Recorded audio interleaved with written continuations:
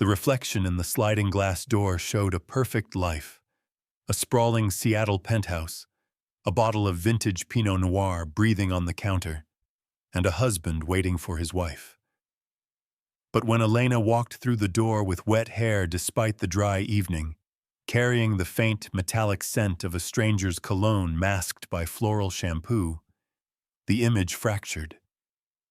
It wasn't the lateness of the hour that unsettled me, but the terrifying precision of her rehearsed smile. If you are drawn to the quiet, devastating moments where a marriage unravels not with a scream but with a whisper, stay with me as we uncover the truth hidden in the silence. The condensation on the neck of the Pinot Noir bottle had long since pooled onto the marble countertop, forming a perfect, cold ring. Mark Vance stared at it, the only imperfection in a kitchen designed for architectural digest spreads. It was 10:45 p.m. The panoramic view of Seattle outside the floor-to-ceiling windows was a blur of rain and distant city lights, a gray static that matched the hum in his head. Elena wasn't answering her texts. Just a quick crisis meeting with the tech client, she had messaged at 6. Then, silence. Mark wasn't a jealous man by nature. Jealousy required energy, and his work as a landscape architect demanded a patience that usually bled into his personal life. He understood structure, foundations, and the time it took for things to grow. But he also understood when a foundation was cracking. The distinct click hiss of the electronic lock broke the silence. The heavy front door swung open, and the rush of hallway air brought a change in pressure that popped in Mark's ears. Elena walked in. She looked exhausted, her beige trench coat draped over her arm, her movements sharp and clipped. But it was her hair that stopped Mark's breath in his throat. It was wet. Not damp from the humidity or misted by the rain. It was soaked, combed back severely, the ends dripping onto the collar of her silk blouse. "Hey," she said, not looking at him. She went straight for the mudroom, hanging up her coat with unnecessary force. "Sorry. Nightmare. Absolute nightmare." Mark stayed by the island, his hand instinctively tightening around the stem of his wine glass. "I thought you were at the firm. Did you walk home?" "No, took an Uber," Elena called out, her voice muffled as she bent down to take off her heels. She walked into the kitchen, finally meeting his eyes. Her face was scrubbed clean of makeup, her skin pink and fresh. "I stopped by the Equinox on 4th. Needed to burn off the adrenaline before I came home. Otherwise, I would have screamed at you, and you don't deserve that." She smiled, but it was a thin, practiced thing. It didn't reach the hazel flecks in her eyes. "The gym," Mark repeated, his voice level. "Yeah, a quick swim. It helps." She moved past him, reaching for a glass of water, avoiding the wine. As she brushed past, the scent hit him. It wasn't the chlorine of the Equinox pool. It wasn't the expensive sandalwood soap they used in the master bath. It was something floral, powdery, and cheap. And underneath that, the faint, undeniable musk of a cedar-based cologne. Mark's eyes drifted to the hallway closet, visible from where he stood.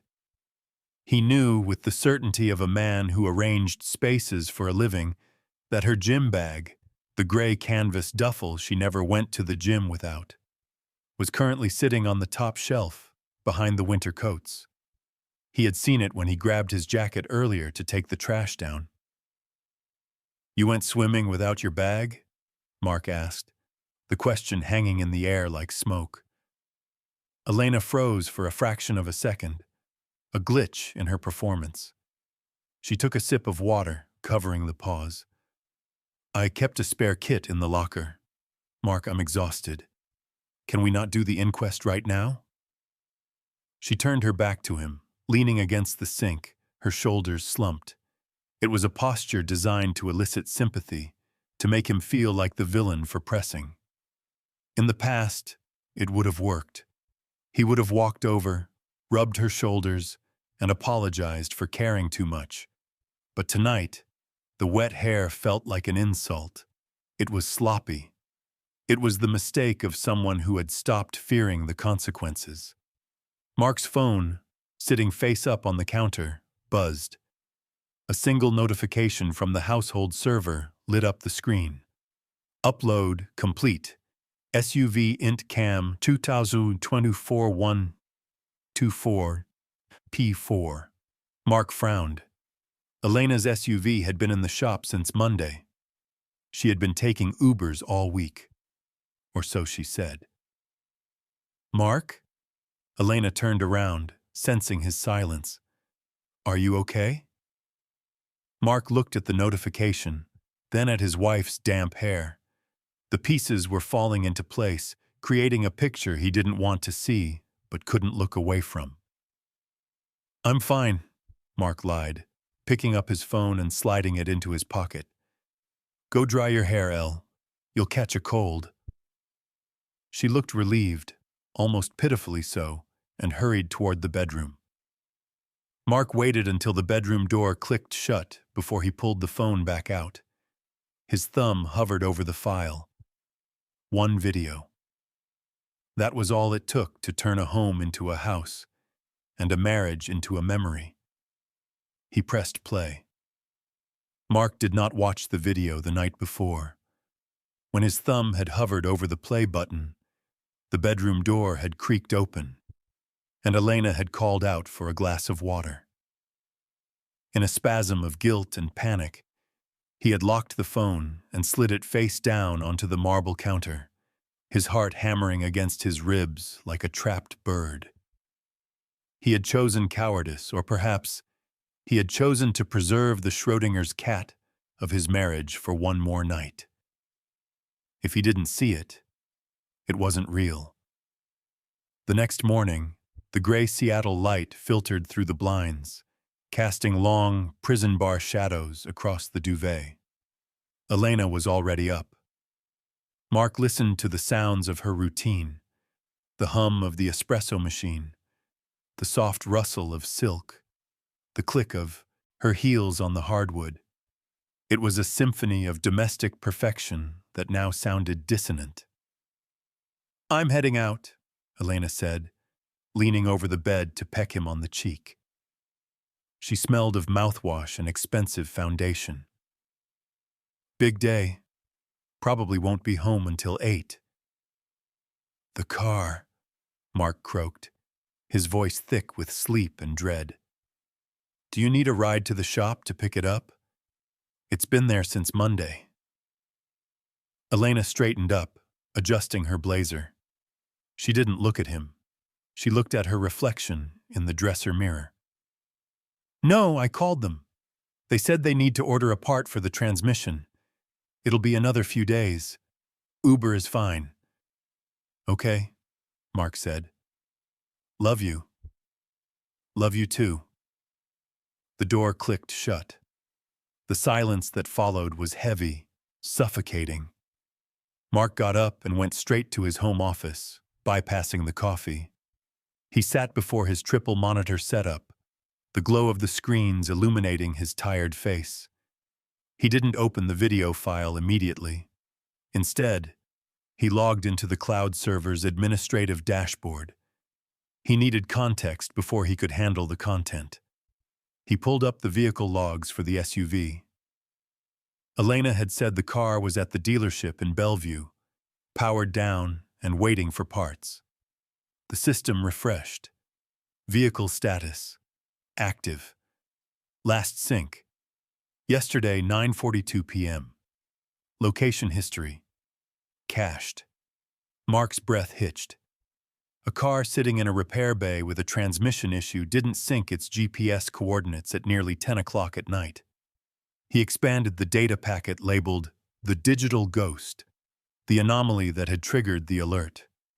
The GPS coordinates from the previous night didn't match the dealership. They pointed to a residential cul-de-sac in West Seattle, a quiet neighborhood of mid-century modern homes overlooking the Sound. The engine had been idling for 45 minutes. Mark felt a cold numbness spread from his fingertips up his arms. This was the sync error. The car's system had tried to upload the interior cabin footage to the cloud because the vehicle had been turned on and connected to a localized Wi-Fi network it recognized, or an open network strong enough to push the data. He picked up his office phone and dialed the dealership. "Service department, this is Greg." "Greg, it's Mark Vance, checking on the Range Rover." "Oh, Mr. Vance, good morning. Actually, we were just about to call you. We've been trying to reach your wife for 2 days. The car was ready for pickup on Tuesday. We haven't seen it since she drove it off the lot Tuesday afternoon." Mark stared at the blinking cursor on his screen. "She picked it up Tuesday?" "Yes, sir. Signed the invoice and everything." "Right," Mark said, his voice terrifyingly steady. "Right. I must have misunderstood. Thanks, Greg." He hung up. The office felt suddenly freezing, the air conditioning venting directly onto his neck. The denial he had been clinging to, the hope that the wet hair was just a swim, that the smell of cologne was his imagination, evaporated. Elena had the car. She had been driving it for 2 days while pretending to take Ubers. She had lied about the location. And last night, while he sat at home waiting for her, she had been sitting in that car, in a driveway in West Seattle, doing something that triggered the interior camera to record. He wasn't paranoid. He was a fool. Mark opened the video file again. The thumbnail was dark, grainy, illuminated only by the dashboard lights. He put on his noise-canceling headphones, shutting out the world, isolating himself with the truth. He clicked play. The video player launched in a small window, the resolution grainy in the low light of the dashboard. The timestamp read 9:12 p.m. the previous night. The audio hissed with the rhythmic, hypnotic thrum of windshield wipers fighting against a heavy Seattle downpour. For the first 10 seconds, there was only the sound of rain and the amber glow of streetlights passing rhythmically over the leather interior. Then a hand came into the frame. It wasn't Elena's. It was a man's hand, broad, manicured, wearing a vintage Patek Philippe watch that Mark recognized instantly. Julian. Mark felt the blood drain from his face, pooling somewhere in his feet, leaving him lightheaded. Julian was their financial advisor, the man who sat at their Thanksgiving table, the man who had poured the wine Mark was drinking just last week. "I can't keep doing this." Elena's voice cut through the static, clear and terrifyingly intimate. It wasn't the tired, clipped tone she used with Mark. It was soft, breathless, tinged with a vulnerability Mark hadn't heard in years.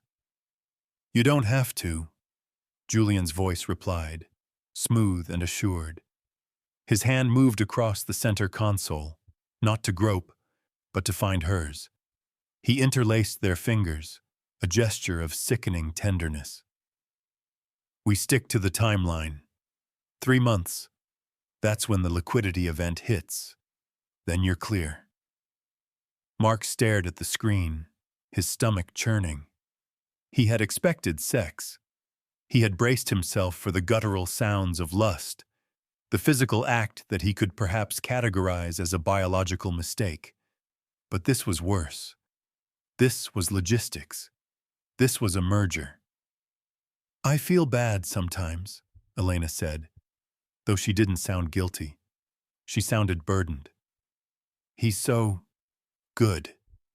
You know? Mark is just so good." "Good is boring, Elle," Julian scoffed, his thumb tracing circles on the back of her hand. "Good is a flat line. You're suffocating. I can see it. You come to me gasping for air." "He's safe," Elena whispered. He's like the landscapes he designs, perfectly manicured, predictable, no weeds, no fire. Mark stopped breathing. He looked at his own hands, resting on his mahogany desk, the hands that built their life, that secured their home, that held her when her mother died. Predictable. "You don't want safe," Julian said, lifting her hand to his lips. "You want to feel alive. And you know what the plan is. Once the assets are restructured, you leave. No mess. You told him about the bad year at the agency?" "Yes," Elena lied. "I told him my bonuses were wiped out. He didn't even question it. He just offered to cover the mortgage from his savings. He's so trusting, it's almost pathetic." "It's not pathetic. It's convenient," Julian laughed, a low, cruel sound. "Let him be the safety net until you're ready to jump." The video shuddered as the car went over a bump. The camera angle shifted slightly, capturing Elena's profile. She was smiling. It was the smile Mark had fallen in love with 10 years ago, a smile that crinkled the corners of her eyes. She was looking at Julian with a mixture of adoration and relief, as if he were her savior and Mark was the cage. "I just need to get through tonight," she said. "I'll tell him I went to the gym. Wet hair, tired eyes. He won't ask questions. He never does." "Go," Julian said softly. "I'll be waiting." The video ended abruptly as the engine cut off. The screen went black, leaving Mark staring at his own reflection in the monitor. He looked the same as he had 5 minutes ago, but the man inside the skin had been hollowed out. He took off the headphones and set them down on the desk with trembling precision. The silence of the house was no longer peaceful. It was mocking. Safe. Boring. Pathetic. He stood up and walked to the window, looking out at the gray city. He didn't scream. He didn't throw the monitor across the room. That would be messy. That would be fire. And apparently, he was the man of structure. If they wanted a plan, he would give them a plan. If they thought he was just a manicured landscape to be walked over, they were about to discover what happened when you disturbed the roots. Mark walked back to his desk, opened a new encrypted folder, and dragged the video file inside. He renamed it simply, Evidence 1. Then, he picked up his phone and dialed the one number Julian would never expect him to call. The bow tie felt like a noose. Mark stood before the full-length mirror in the master bedroom, adjusting the black silk until it sat perfectly against his collar. His hands were steady, unnervingly so. 3 days had passed since he watched the video. 3 days of sleeping in the same bed. 3 days of polite conversation over coffee.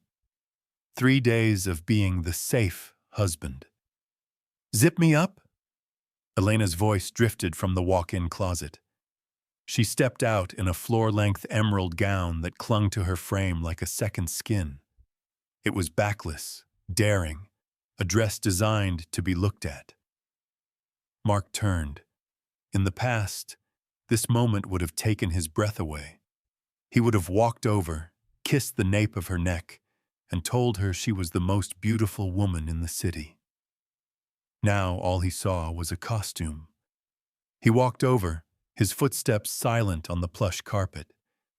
He took the zipper tab between his thumb and forefinger. As he pulled it up, his knuckles brushed the warm skin of her back. He felt a wave of physical revulsion so potent it nearly made him gag, but his face remained a mask of indifference. "You look stunning," Mark said. The lie tasted like ash. "Thanks, babe." She turned and adjusted his lapel, her eyes scanning him with a critical, proprietary air. "You look good. Clean. Professional." Predictable, Mark thought. Pathetic. "Let's go," he said, offering his arm. "We don't want to keep your public waiting." The gala was held in the grand ballroom of the Fairmont Olympic Hotel. Under the crystal chandeliers, Seattle's elite mingled in a swarm of black tuxedos and designer silk. The air smelled of expensive perfume, catering trays, and ambition. Mark moved through the crowd with Elena on his arm, nodding at the right moments, smiling when required. He was a ghost haunting his own life. "Elena! Mark!" The voice boomed from the left. Mark didn't need to turn to know who it was. The cadence was too familiar, too confident. Julian approached them, holding a flute of champagne. He looked impeccable in a midnight blue dinner jacket, his smile wide and predatory. On his left wrist, the vintage Patek Philippe glinted under the lights, the same watch that had rested on the center console of Mark's car. "Julian," Elena said, her voice dropping an octave, becoming warmer. She leaned in for a cheek kiss that lingered a fraction of a second too long. "I didn't think you'd make it back from New York in time." "For this, I wouldn't miss it," Julian said, his eyes sliding over her dress before finally landing on Mark. "Mark, good to see you. How's the gardening business?" It was a slight he had heard a dozen times before, always delivered as a joke. Landscape architecture reduced to gardening. Before, Mark had laughed it off as friendly banter. Now he heard the sneer. Mark took Julian's outstretched hand. The grip was firm. Mark squeezed back, just hard enough to feel the bones in Julian's hand shift, then released. "Business is good, Julian," Mark said, his voice level. "We're doing a lot of structural work lately, clearing out the rot from the foundations. It's messy, but necessary." Julian's smile faltered for a microsecond, a flicker of confusion crossing his eyes, before he recovered. "Right. Well, structure is important, but don't forget the aesthetics. That's what sells." "I think Mark knows what he's doing," Elena interjected, placing a hand on Julian's forearm, a touch so casual yet so possessive it made Mark's skin crawl. "He's very thorough." "I bet," Julian said, taking a sip of his drink. "So, Elena tells me you guys are thinking of refinancing the house? Looking for some liquidity?" Here it was, the setup. They were testing the waters, seeing if the pathetic husband was ready to sign away his equity to cover her bad year. Mark took a slow breath, inhaling the scent of the room. He looked at his wife, then at her lover. They thought they were the predators here. They thought he was the prey, grazing blindly in the field. "We are," Mark lied smoothly, picking up a glass of champagne from a passing tray. He raised it slightly. "Actually, I've been looking into a complete portfolio restructure. I'm thinking of making some big moves next week. Surprise moves." Elena looked at him, surprised. "Really? You didn't mention that." "I wanted to have all the details ready first," Mark said, looking directly into Julian's eyes. "I don't like to show my hand until the game is won." For the first time all night, the air between them shifted. A cold draft seemed to pass through the tight circle.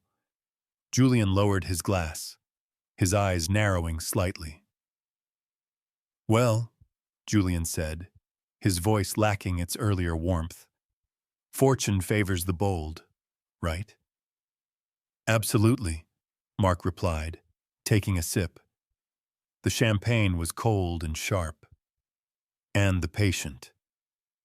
As the band struck up a jazz standard, Mark checked his watch. The forensic accountant he had hired would be finishing the audit of the joint accounts right about now. The masquerade was exhausting. But as Mark looked at the two of them, confident, arrogant, and doomed, he realized he could wear this mask a little longer, just long enough to bury them. "Dance?" Mark asked his wife. Elena hesitated, glancing at Julian, then nodded. "Sure." Mark led her to the floor, holding her close, leading her in a slow, precise waltz. He held her tight, not out of love, but because he wanted to feel the exact moment she realized the music had stopped. The conference room on the 42nd floor of the Columbia Center smelled of lemon polish and billable hours. Outside, the city was a monochrome wash of gray rain, but inside, the lighting was clinical and unforgiving. Mark sat at the head of the long mahogany table. Opposite him sat Diane Reynolds, a divorce attorney known for her scorched earth policy, and Arthur Weiss, a forensic accountant who looked more like a librarian than a financial hitman. "You were right to come in when you did," Weiss said, sliding a thick binder across the table. The sound of the heavy paper hitting the wood echoed in the silence. "The bleeding has already started." Mark opened the binder. It was an autopsy of his marriage, told in numbers. "Page 4, Weiss instructed. "Look at the recurring withdrawals under consulting services." Mark's finger traced the line. "Apex Strategic Solutions. $5,000 a month, every month for the past 6 months, paid out of their joint investment checking account." "I've never heard of Apex," Mark said, his voice flat. "You wouldn't have," Weiss replied, adjusting his glasses. "It's a shell LLC registered in Delaware. The principal signatory is buried under 3 layers of privacy protection, but we found a cross-reference in the wire transfer metadata. It links back to a private holding account at Chase." "Julian's bank," Mark said. It wasn't a question. "It appears so," Reynolds interjected, her voice sharp and metallic. "They aren't just planning to leave, Mark. They are having you subsidize their exit strategy. That liquidity event they discussed in the video? They're likely planning to max out the home equity line of credit you opened for the renovation. That's $300,000 of instant cash." Mark closed his eyes for a brief moment. He thought of Elena's bad year. He thought of the way she had looked at him at the gala, touching Julian's arm while Mark stood there like a prop. They were stealing from him in increments, testing the fence line before driving the truck through. "What are my options?" Mark asked, opening his eyes. "We file for divorce immediately," Reynolds said, uncapping her pen. "We freeze the assets, serve her at work, and lock them out." "No," Mark said. Reynolds paused. "Mark, every day you wait is a liability.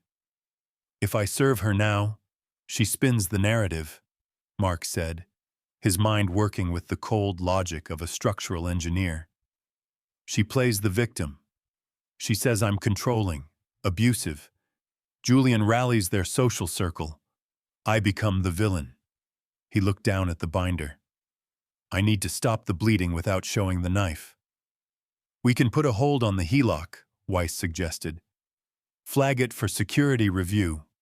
If she tries to draw down on it, the bank will decline the transaction and require your physical signature. It won't look like a legal freeze. It will look like a banking bureaucracy error." "Do it," Mark said. "And the joint accounts?" "We can't drain them without alerting her," Reynolds warned. "Leave the operating cash," Mark decided. "But move the investment portfolio. Transfer the primary landscape architecture holdings into the separate trust we set up for my parents. She's a beneficiary, but she doesn't have signatory power." "That's aggressive," Reynolds noted, a hint of approval in her tone. "She'll notice eventually." "She'll notice when she tries to cash out," Mark said.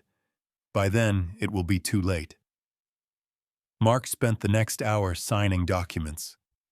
Each signature felt like cutting a root, severing the intricate, living connection he had built with Elena over 7 years. It was surgical. It was necessary. But it still bled. When he walked out of the building at noon, the rain had stopped, leaving the pavement slick and black. His phone buzzed in his pocket. Elena. Lunch? I'm near your office. XO. This "so" was a new addition, a revival of affection born from guilt, or perhaps from the excitement of her secret life. Mark looked at the message. He had secured the perimeter. He had reinforced the walls. Now all he had to do was wait for the enemy to walk into the breach. Mark, can't. Site visit in Redmond. See you at home. He pocketed the phone and walked into the crowd. A man carrying a secret far heavier than the one she was keeping from him. The silence in the penthouse was no longer empty. It was pressurized. It sat heavy over the dinner table, drowning out the clinking of silverware and the hum of the refrigerator. Mark pushed a piece of grilled salmon around his plate, his appetite gone. Across from him, Elena was vibrating with a nervous energy that she couldn't quite suppress. She had tried to access the home equity line of credit that afternoon. Mark knew because his phone had pinged with a security alert at 2:15 p.m. She had been denied. Now she was like a trapped animal, testing the cage for weaknesses. You haven't said 5 words since you walked in, Elena said, setting her fork down with a sharp clatter. Her voice wasn't loud, but it was tight, wound like a spring. Mark didn't look up. Long day. The Redmond site has drainage issues. It's always the site, isn't it? She laughed, a brittle, humorless sound. Or maybe it's just me. You've been different, Mark. Cold. Mark raised his eyes. He looked at the woman who had discussed his predictability with her lover in a parked car. I'm just tired, Elle. No, it's not just tired, she snapped. The mask of the loving wife was slipping, replaced by the aggressive crisis manager she was at work. She leaned forward, her eyes narrowing. You're punishing me. I can feel it. You walk around this house like a ghost. You don't touch me. You barely look at me. It's passive-aggressive, Mark, and it's exhausting. Mark felt a spark of genuine anger ignite in his chest. The audacity was breathtaking. She was the one cheating, the one stealing, the one lying. And yet, she was painting him as the villain for withdrawing his affection. I'm not punishing you, Mark said calmly. I've just been focused on the finances. The restructure I mentioned. Elena flinched. The word finances hit its mark. Right. The restructure, she said, her voice dripping with sudden suspicion. Is that why the accounts are acting weird? I tried to pay a vendor for the house today, and the card was declined. Something about a security review? Standard procedure, Mark lied, taking a sip of water. Everything is locked down while the trust is being finalized. It protects us. Protects us? It feels like you're controlling the money to control me, Elena accused, shifting tactics instantly. She stood up, pacing the length of the kitchen island. This is what you do, Mark. When you feel insecure, you clamp down. You build walls. You're suffocating me. The words echoed the conversation in the car. You're suffocating. I come to you gasping for air. Is there someone else? Elena asked suddenly, stopping and turning to face him. Mark froze. What? Is there someone else? She repeated, her eyes wide with feigned hurt. Is that why you're moving money? Is that why you're distant? Are you seeing someone, Mark? The projection was so absolute, so psychologically violent, that Mark almost laughed. She was taking her own sins and draping them over his shoulders, trying to make him defend himself against the very crime she was committing. It was a masterclass in manipulation. If he hadn't seen the video, he might have believed her. He might have apologized. He might have begged for her forgiveness for making her feel insecure. But he had seen the video. "There is no one else, Elena," Mark said, his voice deadly quiet. "You know that." "I don't know that," she cried, throwing her hands up. "I don't know anything anymore because you won't talk to me. You're making me feel like I'm crazy." "I think you're tired," Mark said, standing up and picking up his plate. He walked to the sink, turning his back on her performance. "We should both get some sleep." "Don't walk away from me." Mark didn't stop. He walked out of the kitchen, down the hallway, and into his study. He locked the door behind him. His hands were shaking, not from fear, but from the adrenaline of suppressed rage. He sat at his desk and woke the computer. He didn't work. He opened the folder named Evidence 001. He didn't play the sound. He just scrubbed the video to the 0412 mark. The image froze on the screen. Elena's hand in Julian's, her head thrown back in laughter.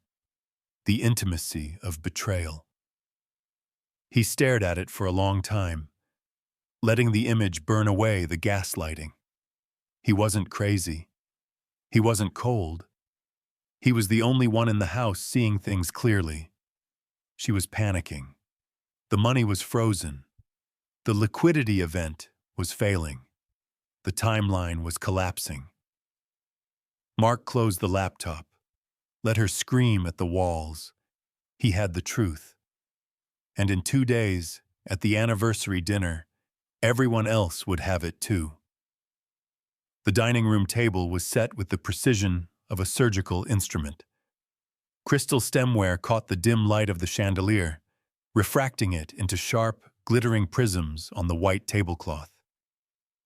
Outside, the Seattle rain had turned into a torrential downpour, hammering against the glass walls, isolating the penthouse in a bubble of warm light and expensive food. 5 people sat around the table. At the head was Mark. To his right, Elena, radiant in a silver dress that shimmered like fish scales.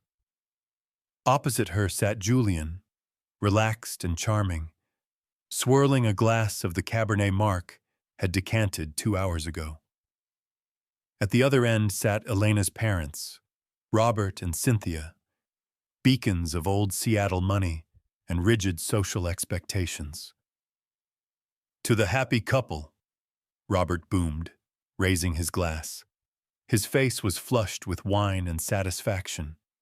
5 years. In this day and age, that's a lifetime. We are so proud of you both. Mark, you've built a fortress here, a real foundation.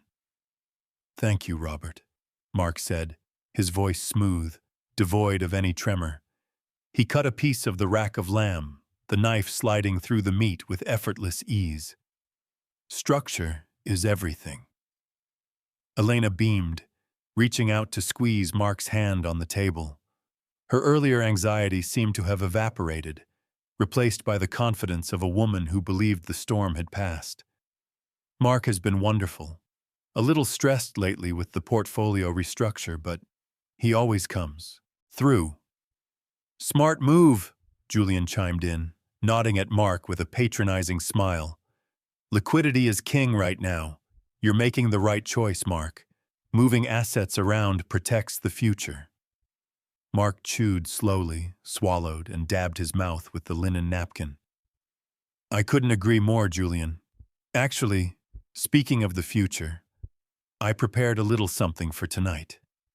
Cynthia clapped her hands together softly. "Oh, a slideshow? I love those. Is it photos from the honeymoon?" "Something like that," Mark said. He stood up, picking up his phone. A retrospective, moments we might have missed. He walked over to the wall-mounted console that controlled the smart home features. With a swipe of his thumb, he dimmed the lights. The massive 85-inch screen above the fireplace flickered to life, casting a blue glow over the dinner guests. "I wanted everyone to see exactly what we've built," Mark said softly. He didn't cast a photo album. He cast evidence 01. The screen remained black for a moment, and then the grainy, green-tinted footage of the SUV interior appeared. The timestamp in the corner read 10/24/2024. "What is this?" Elena asked, her voice faltering. She squinted at the screen. "Is this the car?" Then, the audio kicked in. The sound was amplified by the room's surround sound speakers, crisp and undeniable. "He's so good. You know? Mark is just so good." Elena's voice filled the room, intimate and condescending. In the dining room, Elena froze. Her hand, which had been reaching for her wine glass, stopped in midair. "Good is boring, Elle," Julian's voice replied from the speakers, booming with a clarity that made the real Julian stiffen in his chair. "Good is a flat line. You're suffocating." Robert and Cynthia turned their heads in unison, first to the screen, then to Julian, then to their daughter. The silence in the room was heavier than the rain outside. On the screen, the camera angle shifted. Julian's hand interlaced with Elena's. The intimacy was grotesque on the large display. "Once the assets are restructured, you leave," Julian's recorded voice continued, outlining the heist of Mark's life. "No mess. You told him about the bad year at the agency?" "Yes. I told him my bonuses were wiped out. He didn't even question it. He just offered to cover the mortgage. He's so trusting. It's almost pathetic." Mark paused the video right there. He didn't turn it off. He just froze the frame on Elena's smiling face in the car, the moment she called him pathetic. Mark turned to face the room. The devastation was absolute. Cynthia had a hand over her mouth. Robert's face had gone a dangerous shade of purple, his eyes locked on Julian. Elena was pale, her mouth opening and closing like a fish pulled from water. No sound coming out. Julian looked at the door, calculating the distance, his arrogance stripped away to reveal naked panic. "I didn't want to be boring tonight," Mark said into the silence. He placed his phone gently on the table. "And as for the restructure, you'll be happy to know the trust is finalized. The landscape architecture assets are secure. The joint accounts, however, are empty." He looked at his wife, whose eyes were now filling with terrified tears. "Happy anniversary, Elena." The exodus was swift and undignified. Julian had been the first to leave, mumbling something about a misunderstanding that no one listened to. He didn't look at Elena as he grabbed his coat. He simply fled the blast radius of the explosion he had helped engineer. Robert and Cynthia followed minutes later. Robert didn't say a word to his daughter. He stopped briefly in front of Mark, his face gray and aged, and offered a stiff, single nod, an acknowledgement of the evidence, if not an apology for the betrayal. Cynthia was weeping into a handkerchief, the sound muffled and pathetic against the backdrop of the relentless rain. Then, the heavy front door clicked shut, leaving Mark and Elena alone in the silence of the penthouse. The video on the screen had long since finished, replaced by the digital standby logo of the television. The dining table was a ruin of uneaten food and half-emptied wine glasses. Elena didn't scream. She didn't beg. The undeniable clarity of the footage had stripped her of her usual weapons. There was no room for gaslighting, no space for denial. She looked small, standing by the window, her silver dress catching the dim light. She looked like a statue of regret. But Mark knew it wasn't regret for the act, only for the discovery. "You knew," she said quietly. It wasn't a question. "For 4 days," Mark replied. He didn't look at her. He was stacking the plates, a mundane, mechanical task that kept his hands busy. "I knew when we went to the gala. I knew when you asked for the money. I knew when you accused me of cheating." "Why did you wait?" Mark set the plates down. "Because I needed to know who you really were. I needed to see if there was any part of you that would stop. But you didn't stop, Elena. You pressed the accelerator." She turned to him, her face streaked with mascara, her eyes searching his for a foothold, a softening, anything she could leverage. "Mark, Don't," he cut her off, his voice devoid of heat. "Don't insult us both with an explanation. The car is downstairs. Your parents are likely waiting in the lobby, or they've left. Either way, you can't stay here." Elena stared at him for a long moment, waiting for the anger to crack, for the safe husband to offer a compromise. But the man standing by the table wasn't safe anymore. He was cold, structural iron. She turned and walked into the bedroom. Mark remained in the living room. He heard the sounds of the end of a marriage, the slide of a closet door, the rustle of clothes, the sharp zip of a suitcase. It was a sound he had written in his head a dozen times over the last few days, but hearing it in reality felt different. It felt final. 20 minutes later, Elena emerged. She had changed into jeans and a sweater, the glamour of the evening discarded on the floor of the bedroom. She pulled a carry-on suitcase behind her. She paused at the door, her hand on the latch. She looked back at the apartment, at the view, at him. "I loved you, you know," she said, "in the beginning." "I know," Mark said. "I loved you too. That's why it had to end this way." She opened her mouth to say something else, perhaps to argue, perhaps to apologize, but she decided against it. She opened the door and walked out. The latch clicked. Mark stood still. He waited for the wave of grief, for the collapse. But it didn't come. Instead, there was just the hum of the refrigerator and the sound of the rain against the glass. He walked over to the console and turned off the lights, plunging the apartment into darkness save for the city glow outside. He picked up his glass of wine, walked to the window, and looked out at Seattle.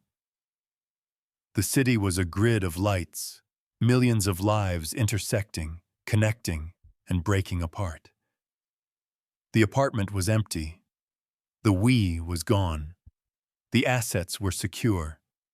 The foundation was checked, and the rot had been removed. It was quiet. It was terribly, beautifully quiet. Mark took a sip of the wine. It tasted better than it had all night. He was alone, but for the first time in a long time, he wasn't lonely. He was just free.